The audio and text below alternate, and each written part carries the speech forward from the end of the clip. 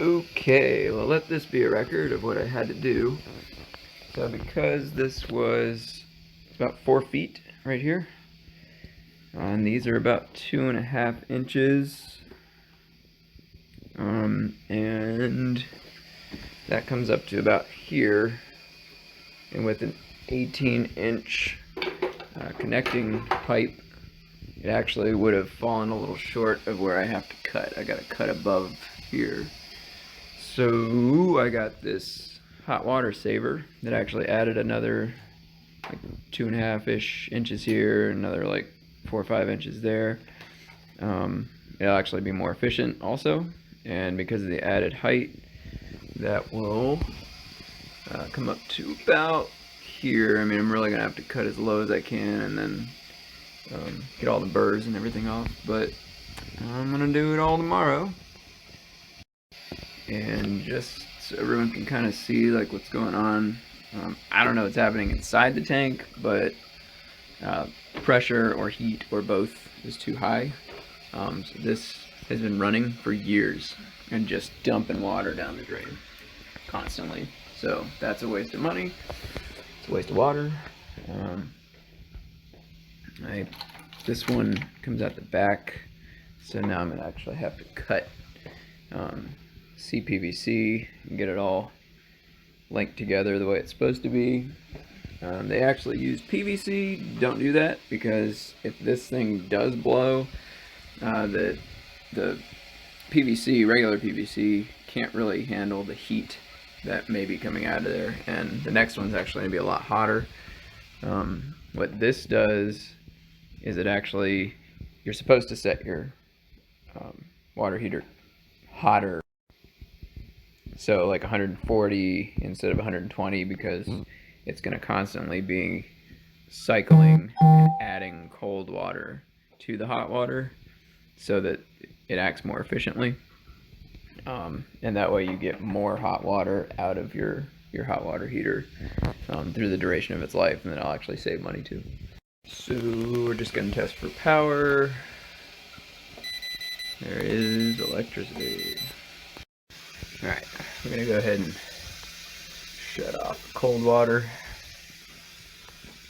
as well as the main, and then we're going to bleed the hot water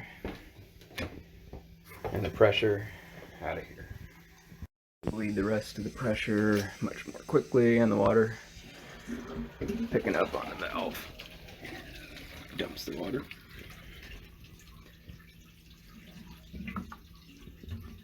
Keep that going for a sec, draining that out. There we go. No more noise, no more drain. Probably how it should sound normally. Alright, so we have bled the system now. Went ahead and attached a hose, drained the heater, closed off both. Why not? You can test the air. Nothing's coming out. Nothing's coming out. No air, no pressure, so this is pretty much stable. And the main is shut off over here. Alrighty, so we're starting to cut some pipe. I'm gonna cut low here so I can put the new one in, and then gauge where here I need to cut, but I have a feeling it's gonna need to be as close to here as possible. Okie dokie. Wires are disconnected. Cut the drain line.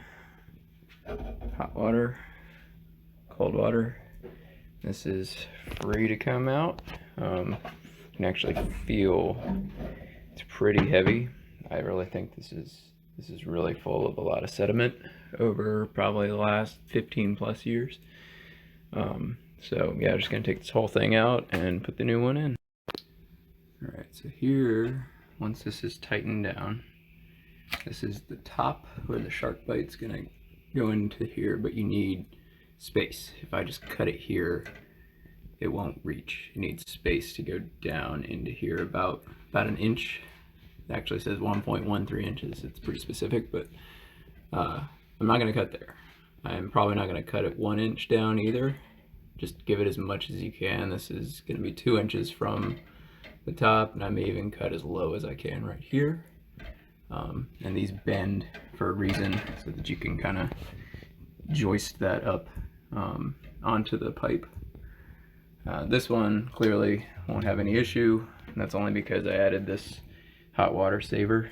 That adds about 2 inches to it, and this is taller, it adds about 4 inches. So I'm going to do that, and I'm going to make those cuts now. Okay, so cuts are made. Looks very nice. We're going to go ahead and deburr these. Deburring tool, you don't want those edges to be sharp because it actually can cut the device inside that causes the tight seal, and if that happens, you're gonna have leaks. Okay, everything's hooked up. Let it run for a second just to see if there's any leaks. At least I know there's no leaks in the cold water intake. We're going to turn the main back on. I also just did the cementing of the discharge tube. That's for the temperature pressure release valve. That's kind of like, so this doesn't explode, this will open and start draining water. You definitely want to hook that up, but it's a little crooked, but it's PVC, so it flexes. Yeah, we're gonna see how this goes.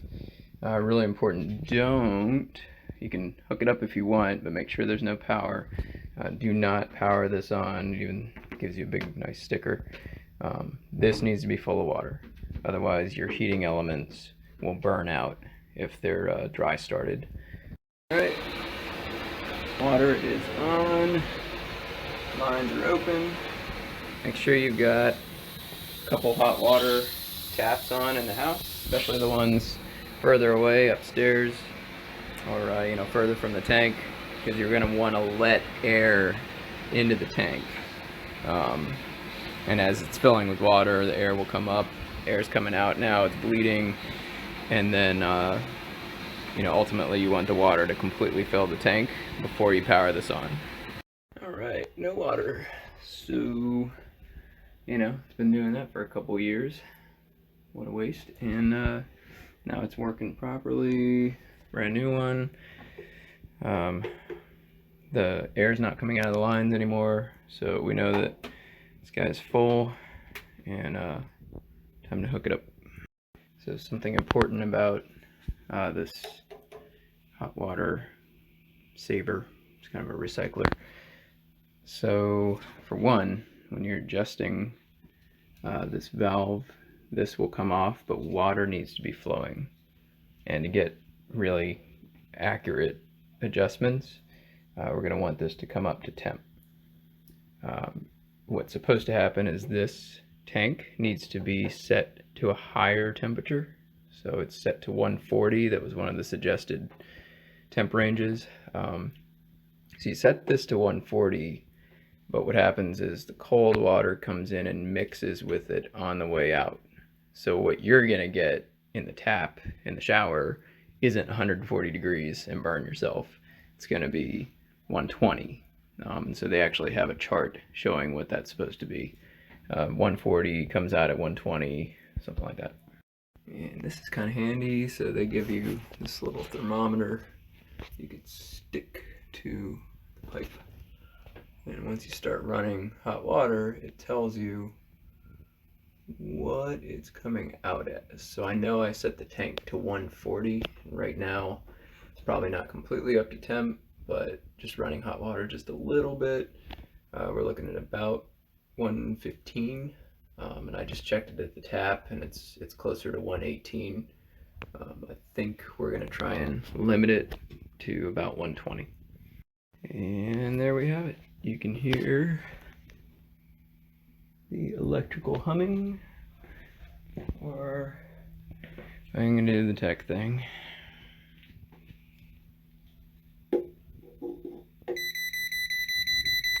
There is power. So there you go.